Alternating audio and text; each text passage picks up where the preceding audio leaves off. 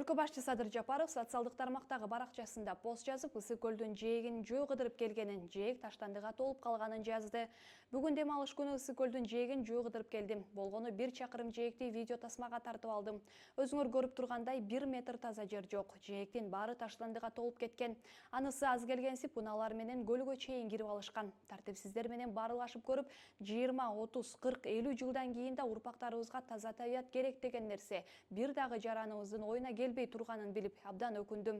Жээктеги тартип бузган, таштанды таштаган унаа менен көлдүн ичине чейин кирип эс алган эс алуучулардын 100% өзүбүздүн жарандар экен. Урматтуу кыргызстандыктар, келгиле табиятыбызды таза сактайлы. Өзүңөрдүн таштандыны өзүңөр жыйнай кетсеңер, колуңар сынып калбайт го.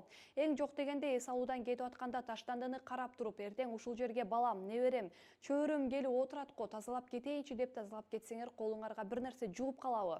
Бүгүн сен отуруп таштанды таштап, чочко сарай кылып кеткен жерге эртең балаң, неберең келип отурарын эстен чыгарба.